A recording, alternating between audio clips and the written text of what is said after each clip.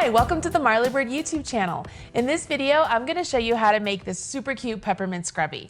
This is perfect for men and women, boys and girls. Great for the holiday season.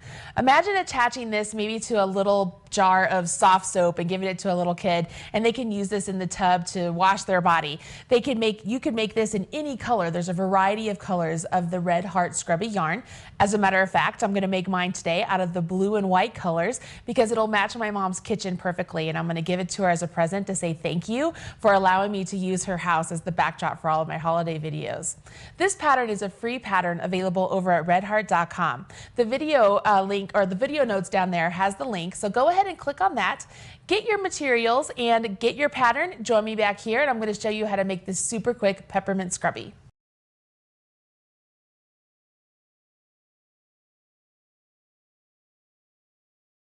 Okay, you have your pattern and your materials. Let's go ahead and jump in and get started on this really cute scrubby. As you look down here, you can see that this scrubby is essentially just one big circle, changing colors every 2 rows. We create this circle by doing double crochets and increasing the number of double crochets in the stitches as we go out.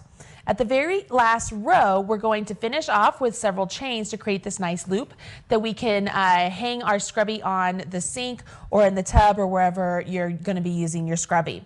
We're going to go ahead and we're going to cut our yarn every round instead of carrying the yarn up. The reason I want to do that is because I don't want to have floats going across the white or the red as I'm working along, and I don't want that for little fingers to be able to get into those as they're using this, whether it's to scrub the pots and pans or to wash their body. So we're going to cut the yarn and just weave it in at the very end. What we're going to do here at the beginning is I'm going to get you started with the beginning round, and then work this round 1 and then work round 2, and then we're going to talk about the subsequent rounds because they're virtually identical to the first couple rounds. It's just we're going to increase the number of stitches we're going to do. So let's go ahead and jump in and do that. I'm going to move this cute little scrubby aside, and I'm going to go ahead and I'm going to grab my blue color, which I'm using in place of the red. I'm going to start off with a slip knot, and I'm going to put that directly onto my hook. Now, I am using a size hook that's larger than suggested in the pattern because I feel like it's easier for you to see the stitches as that may be in this video. It's already difficult to see the stitches with this yarn because it has this really great eyelash effect to it. This yarn is fantastic for dishcloths, which is why Red Heart called it scrubby, but it's a little bit tricky to work into. You have to use your fingertips to really find the stitches and then kind of let your eyes kind of focus out. You have to disregard all the eyelashes and find the holes where you're going to be putting your hook.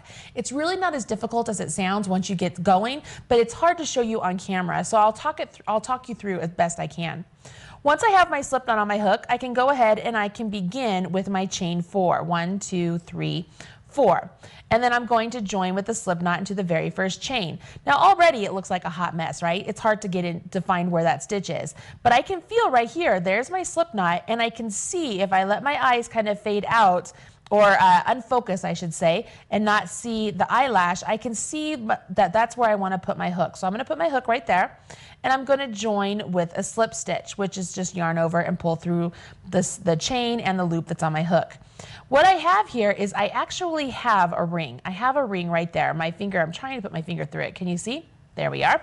So I have a ring that I'm going to begin working into. So with round 1, it says with color A, which is what I'm using, I'm going to chain 3. So 1, 2, 3.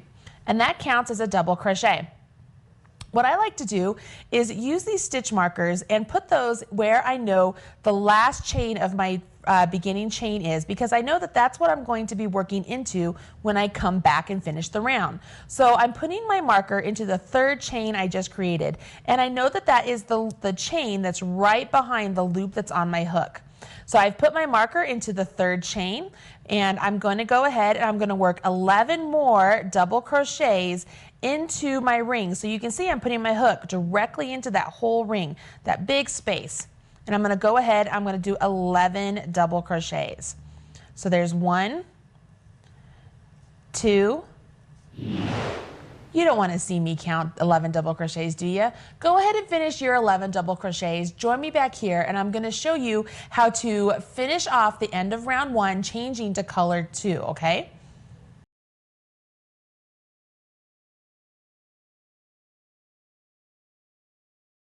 So I'm at the end of my round 1. I'm beginning to go into round 2, but to finish off my round 1, I need to put a slip stitch into my marked stitch. See how important it is that we mark that stitch?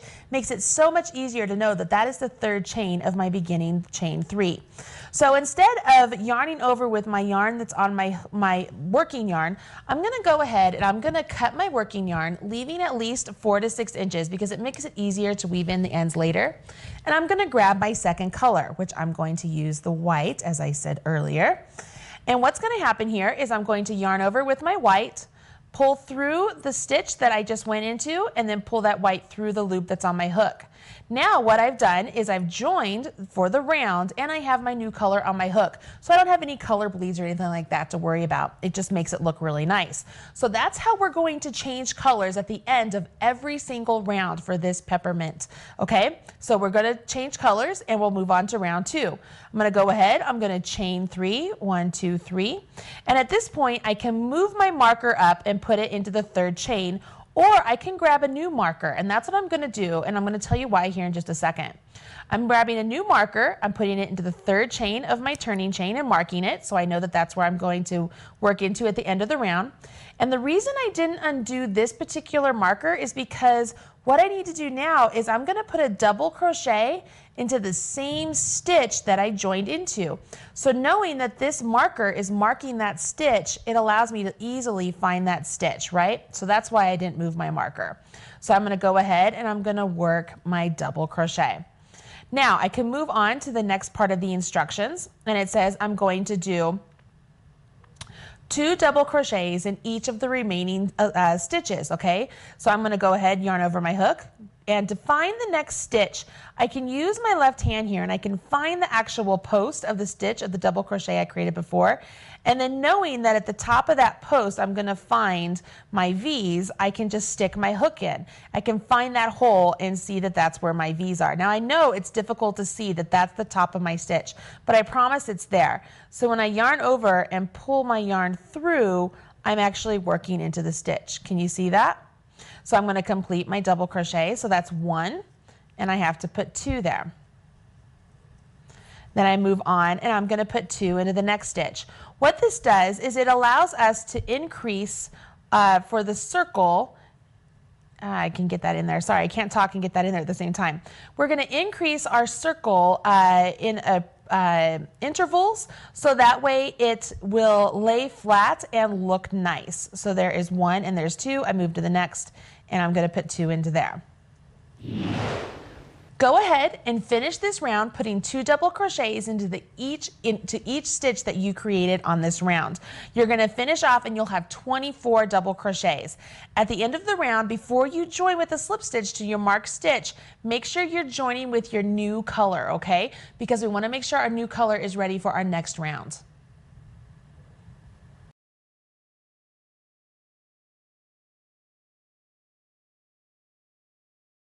All right, so you finished round 2. Let's go ahead and begin round 3. As you look down here, you can see I've gone ahead and I've joined with my slip stitch, and I went ahead and I changed to my new color just like you should have. So we're beginning round 3. So for round 3, I'm going to go ahead and chain 3, use my stitch marker and place it into the 3rd chain that I just created. And I'm going to increase in intervals on this round as well. So I'm going to begin by putting a double crochet into the same stitch that I joined into. And I left my marker there yet again so I could see where that was. And then I can see that I'm going to do a double crochet into the next stitch, just 1. And then I'm going to put 2 double crochets in the next stitch. So I've yarned over, and I'm going to put 2 into the next. 1, 2. Now what this does is when I repeat this a total of 11 times, it makes it so that way my circle is going to lay flat. So as long as I keep this interval of 1 double crochet and then 2 into 1 stitch, I will have a flat circle. Now this does the same thing usually if you're doing any sort of circles, as in even like the top of a hat. But for this particular pattern, she changes it up after this round. So I'm going to set my sample aside and we're gonna pull in the pattern. And I want to show you that we've done round 1, round 2, round 3, and round 4, we're able to complete this circle, but we aren't gonna increase with just 12 stitches.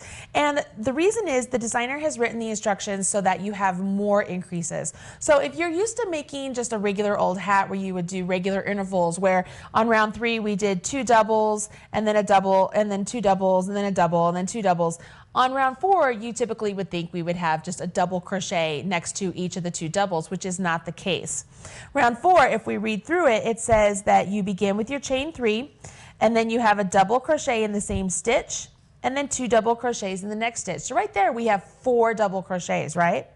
And then it says double crochet in the next stitch, so there's 1, 2 double crochets in the next stitch, so there's 2 more, and double crochet in the next stitch, so there's 4. Now you're going to repeat that last section 11 times. So it would be 2 double crochets in one stitch, a double crochet in the next stitch, which is just like what we did with round 3. What's going to happen here is we're going to end up with more than just an increase of 12 stitches. You'll end up with 60 stitches. And she does something very similar for round 5, and then round 6, and round 7, so on and so forth. So as long as you follow the instructions, you'll be able to complete this beautiful peppermint scrubby with no problem. Because you know how to do double crochets and you understand how to do 2 double crochets into one stitch, because we just did that, you're not going to have any problem with the rest of this pattern through round 7. The one thing I do want to point out is at the end of round 7, when you join with your slip stitch, you do not want to finish off your work. You're going to go ahead, you're going to chain 12 stitches and put a slip stitch directly into the slip stitch that you did before to create this nice little loop. That's when you'll finish off working with this particular yarn, okay? Once you have that done, your peppermint scrubby is complete. And I know you're gonna wanna make one in every color available of the scrubby yarn, which is available over at redheart.com, as well as this free pattern and all the other Marley Bird YouTube videos. I hope you enjoyed this video, and you will go ahead and smash that like button, as my kids say. Make sure you hit that thumbs up and come back and join me for more videos on how to use this beautiful scrubby yarn. Talk to you soon. Bye-bye.